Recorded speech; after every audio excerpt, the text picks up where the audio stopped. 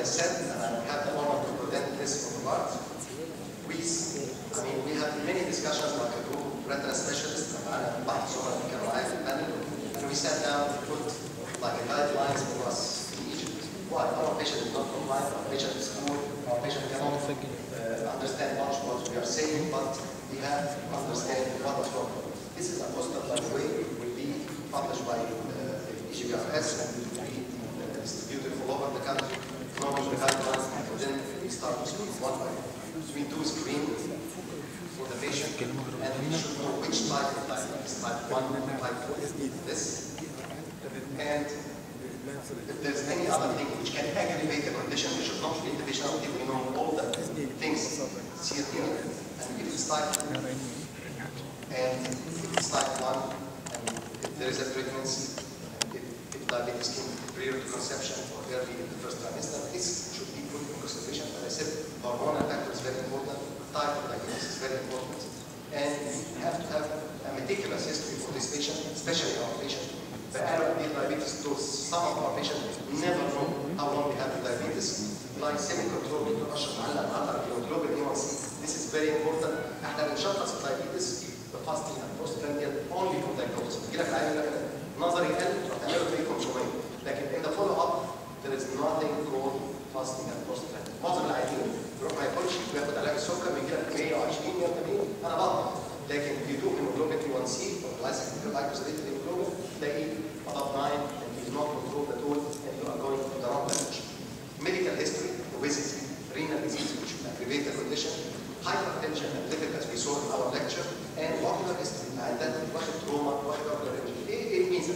ممكن يكون عنده diminution of vision with other lesion or even diabetes ويكون minimal diabetic changes وكده، او العيانين اللي بيعملوا ليزك now and on they accuse the doctor that they have this before they did the LASIK. So ocular history is very important.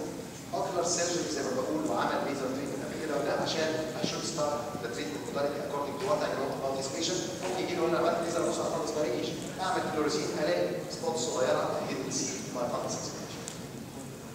Initial examination لازم اشوف الفيجن بتاع العيان لان اول سؤال كان بيسالوه فعلا النهارده العيان ده نظره قد ايه؟ and we saw that vision is important to guide the treatment. Can vision complaining ولا لا especially if it's an early phase. Dilated fundus examination by microscopy. هقول لك ليه ما انا معاك فلوريسين examine the patient, get the benefit of seeing the patient by microscopy. عشان لما يجي لك الفلوريسين you can build up a remote او feedback من اللي انت شفته. انا شفته لقيته فوكال لا طلع ديفيوز. طب انا ما شفتوش ازاي؟ او لقيته ديفيوز وطلع فوكال طب انا ما شخصتوش ازاي؟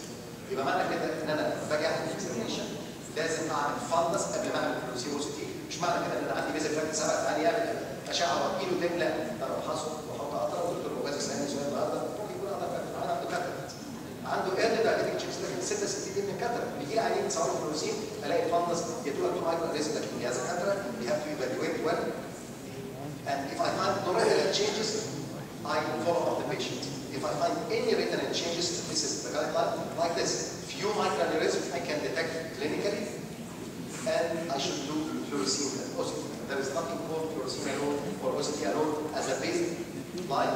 I should do both of them and evaluate. If there is no macular edema, as I said, there is few microaneurysm, there is no significant, and I say significant, not clinically significant, there is nothing in the edema like OCT. We get the line, we get the map, there is no thickening, I would treat this patient, no, I would follow up this patient. But I need all the parameters to say that I can follow up this patient.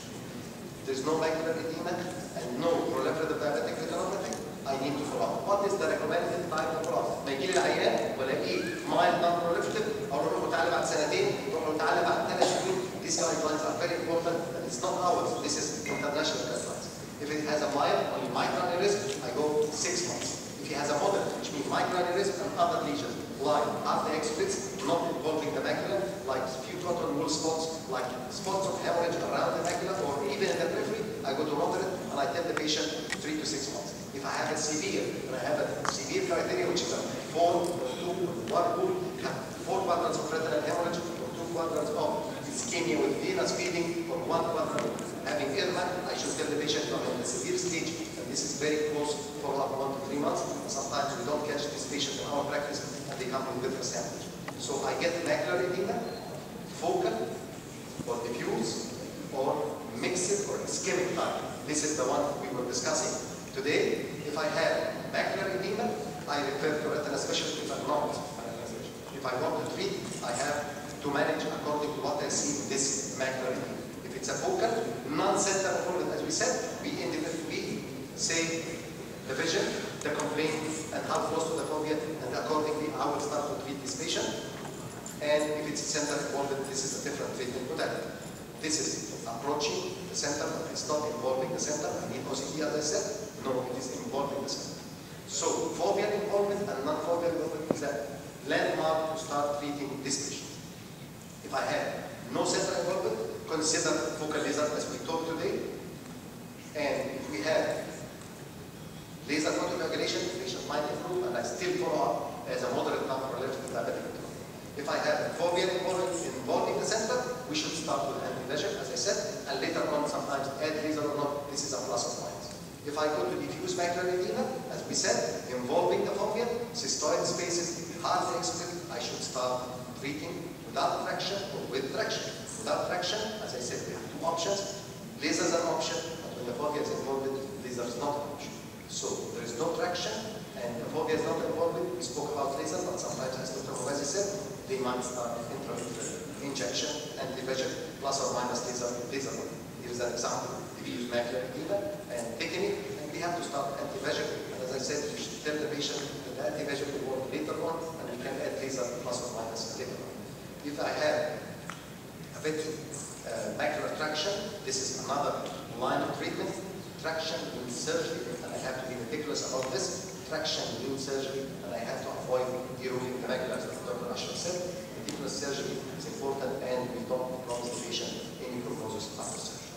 As I said, this is the case we discussed. The restoration of normal foveal control can happen after surgery, but disruption of this layer is a bad prognostic factor. So before sending the patient for surgery, give him a prognosis and tell him we are keeping the vision.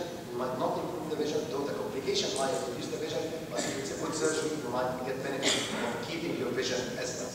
So this is going to be in the media soon. This is the guidelines.